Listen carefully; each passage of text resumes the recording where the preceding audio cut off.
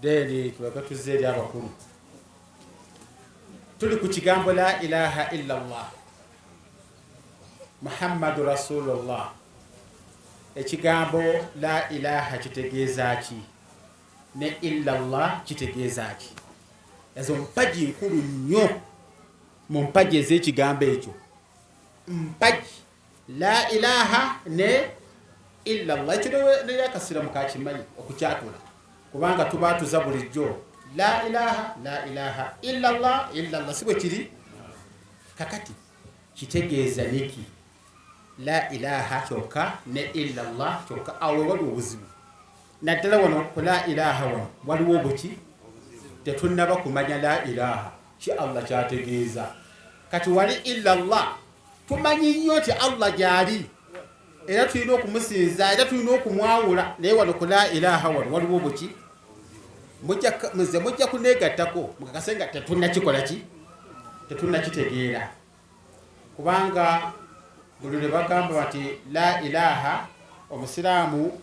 gwe basomesa nti tewali bisinzibwa mu mazima okujja kaani abasiraamu abasinga ebirowoozo byaffe tubizza Makka n'owulira nga bagamba nti waliyengayo amasanamu ge bayita Laata Uzza Manaata temugawulirangako abasinga bwe bagamba nti la ilaha bategeeza Uzza la ilaha bategeeza izo tulo la tano bakuba baada Baarabu abasinzanga amasanamu agamabaali sibanya agaki nedda tumanye la ilaha kike kikola ki kibuna ekigambo ilaha kiri mu bingi buli ilaha kullu ma yu'badu min dunillah buli kyonna ekisinzibwa nga saani si Allah subhanahu wa ta'ala kiyingira mu ilaha kiba kitegeeza nti teri amanyi muwendo gwa bisinzibwa bitali Allah okujja ko Allah yekka yakola ki yamanyi bibamugattako naye naffe abantu tetumanyi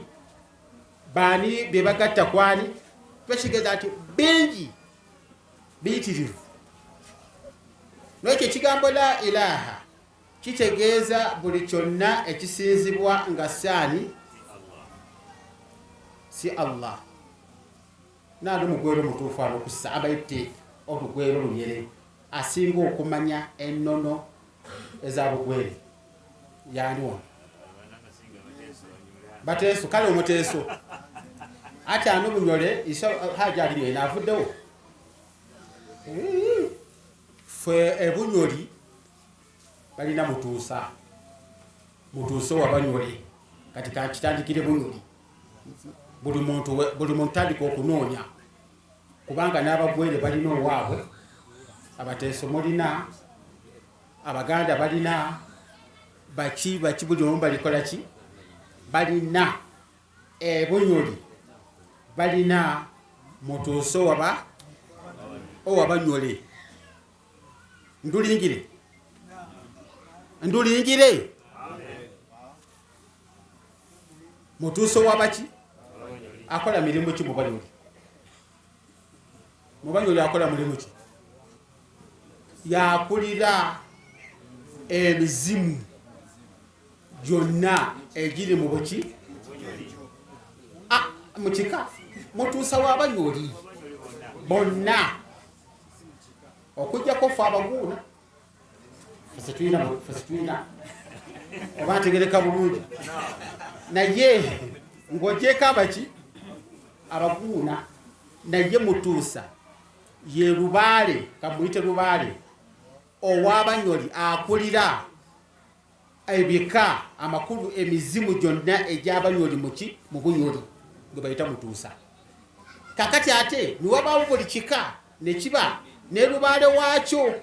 oba omuzimu gwakyo oba ntegerekeka mubagwere teri nayo gyebiri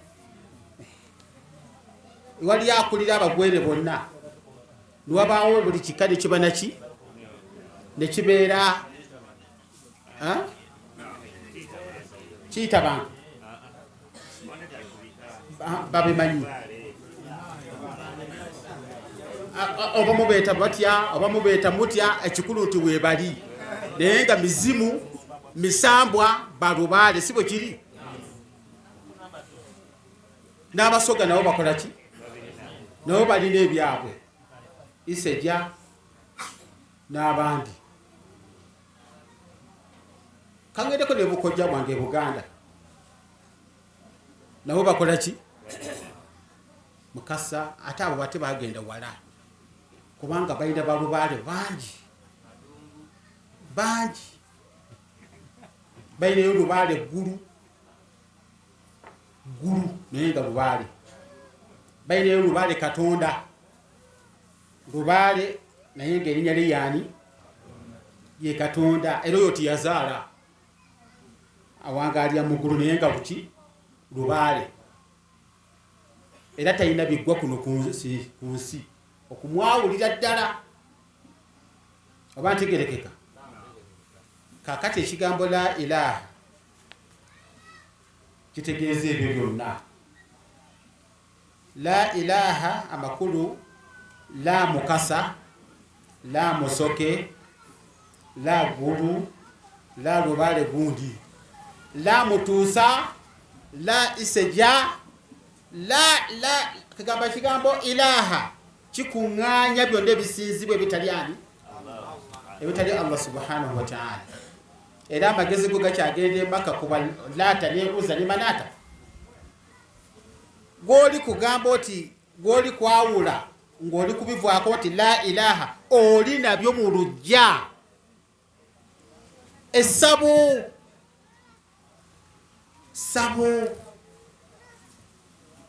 lubaale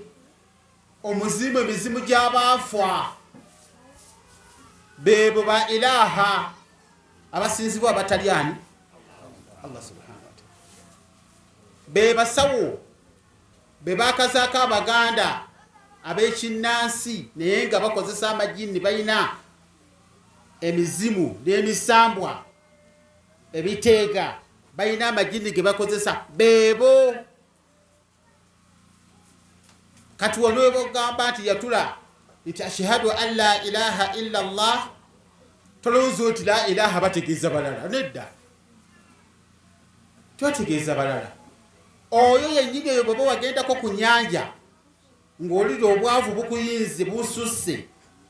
n'ogenda eyo n'ofuna obukadde bwa 40 naye ng'obufunidde mu nnyanja wakati mu mizimu yoyo la ilaha ye la ilaha kyova magambye nti ebisinzibwa bitali Allah yekka yabimanya omuwendo gwabyo naye abala tutambula nabyo oluusi ilaha oyo wamusimba mu lujja muti guli awo gwo gwa mikolo okukolerako emikolo bwe guvaawo tolina mirembe oba ali mu kiwato oba mu bulago oba mu katambaala nga muwateeka gw'osinza oyagala ogonza omusajja abenga ne bw'okolola ayitaba gwe n'oba ne Katonda woga olinayo awo mu katambaala mu kaki okola nga gwakuswikinga n'oswikinga oyo ilaha atooza waliwo omulala kugamba ilaha abatakkirizibwa boolina okwawula ku Allah sinze yekka tebaliiko gamba nti ozimba sanamu ddene ng'abayindi bwe balina ente besite z'ebisementi ne zijjula nga ntumbevu bweti tolowooza oti kyekyokka hatta n'akatambaala akali mu nsawo akali mu waleti akapapula akali mu waleti oba akati mu abasajja obubeera mu waleti eyo kuba kati nammwe ate kati mugenzi wala okugenda mu shirika ate libeewu naye ng'ekizibu kiki obwavu bundi bubi oyo gwoterese mu waleti oyo nga buli lwoba ofuluma osooka kusaba nakulaamiriza era Allah n'abanga akulekerayo n'ofuna naye nga oyo omulina oyo ilaha la ilaha tokutulama nti emizikiti gino qadu gabo okugulawo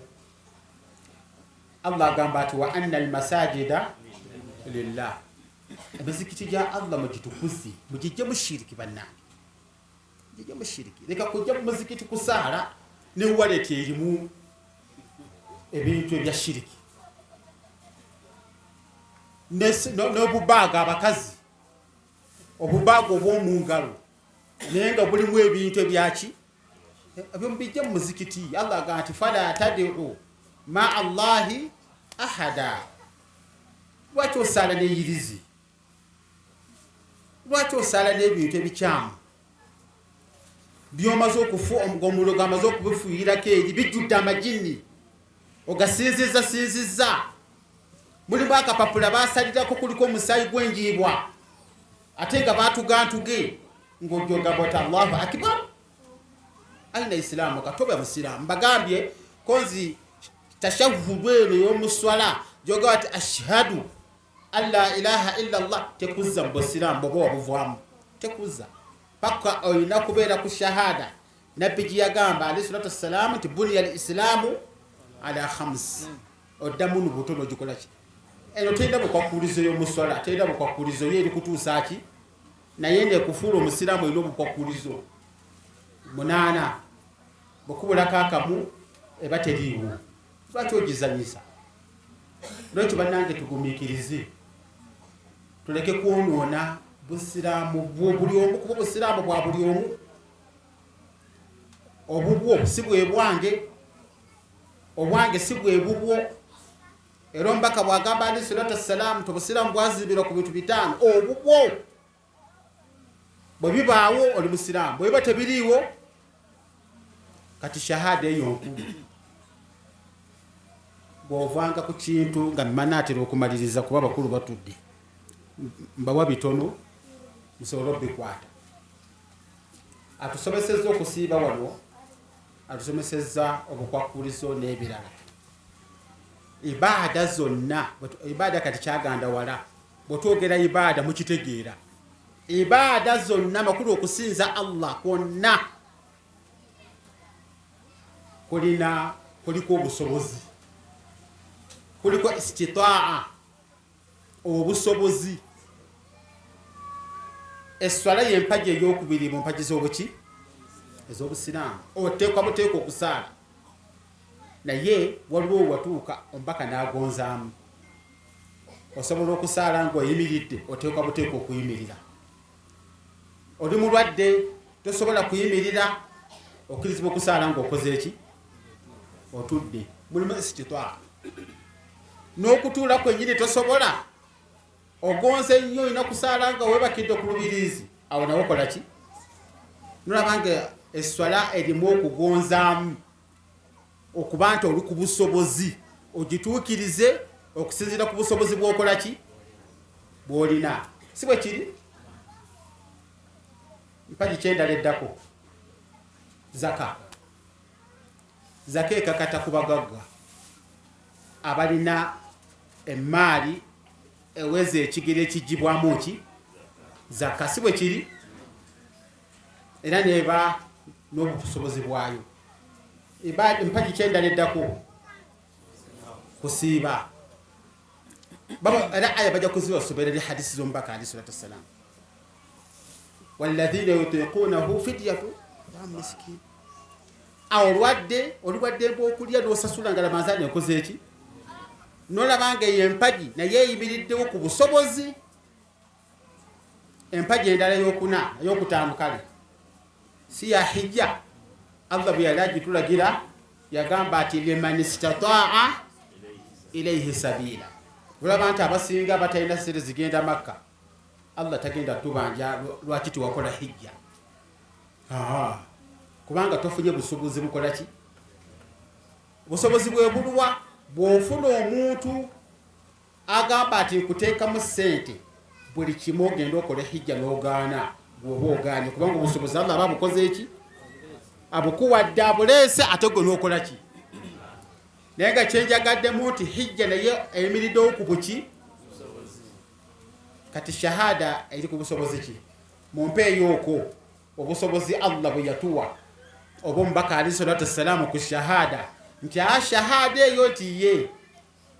okwawula Allah mwawula okusinziira ku busobozi nga bw'oba tolina busobozi obwo genda ofukambirire ejjindi mu ssabo oluvannyuma ate olwoka osinzaani mumpeeyo ayo ba hadisi gyekiri ansa eri nti tekikola ki tekiriyo shahada teriiko istitaa olina okwawula Allah subhanahu wa ta'ala mu mbeera yonna oli mulwadde toli mulwadde oli mwavu oba oli mugagga mu mbeera yonna oli musibe oliwa oyimiridde otudde weebase buli bwe weekyusiza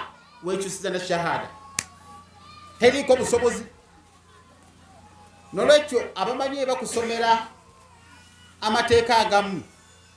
baga nti fattaqullaha mastata'tum mutya Allah okusinziira kuki busobozi tawhidi talimu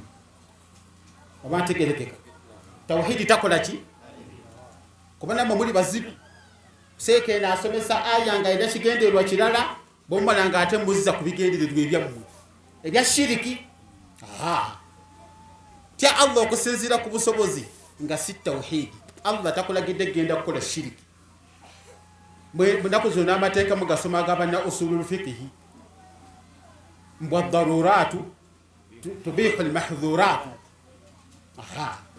ate abuze nakola ntya nabikolere ntya nosanga omuntu nga awandika n'ekibuuzo sibo n'atawanyaliseeka ate aluseeka wono otya era aninze bwe mba nti mba nkolere ntya bannange ebikwatagana ne shiriki nga wakoze shiriki wasinzizza ekitali Allah ekyo totawanyanga seeka genda bugenzi kuleta shahada y'obutodda mu buki naye nga amawulire genkuwa ag'essanyu gwagenda mu shiriki agenda mu basawu n'otwala enkoko n'otwala embuzi n'otwala enjiibwa n'otuukiriza ebyayo amawulire ag'essanyu genkuwa gegano gwe mushiriku otegeeza mushiriku agatta ku Allah amawulire ag'essanyu genkuwa gegaluwa nti woogendera bwoti n'otuukiriza omulogo byakusabye ng'ate n'omulogo amajini ge gaba gamusabye kusinza bitali Allah woogendera n'otuukiriza buli kimu hijja ziwakola essola ziwasaala buli kimu kyonna awo wonna nga bisazibwamu awo ge mawulire ag'essanyu gembawa abakyalemedde ku shiriki sanyuka nnyo era weeyagale olw'okuba omusajja yakwagalira mukazi wo oba yakusuuza omuwala gwe mwali muvuganyako nekimukola era n'okimukola n'osigala ng'oseka neweeyagala atakaatyo niwe byatakire kakati niwe byatakire amawulire ag'essanyu genkuwa okuva mu Qur'an ne mu hadisi za Nabi sallallahu alaihi wasallam bwe wakola kiwakolanga wava mu busiraamu tolina swala giwasigaza tolina ibaada yonna giwakola ki zonna Allah yazisazaamu era amawulire ag'essanyu awo wennyini nga nyongerezaako Allah bw'ataakusaasire n'ofiira ku shiriki oyo nga toyenenyezza tozeemu kutola shahada noba ng'okyali mu ebyo amawulire ag'essanyu amaala genkuba togenda kuyingira muliro ogenda kuyingira muki ago buli mushiriku beera nga weeyagale bulungi buli yenna akola shiriki ate ng'omulemeddeko nolwekyo kisaawa kati kiseera kyakwenenya yafuwa kiseera kyakwenenya okyali mulamu okyalina chance n'ebyo by'okuddangaawo ne modda mu shiriki n'otuusa mu nduku ky'omutuusizaako n'odda eri n'oseka nga wasinza shayatini noweeyagala n'oseka n'amagulu n'owanika bw'aba mukazi ng'ali mu kisenge eyo yalemesa munno omusajja n'obuvuudebugala abeereyo n'aseka nakamalire enandeeryeti n'akola ebyo nkuwa amawulire ag'essanyu nti gy'onookoma okuseka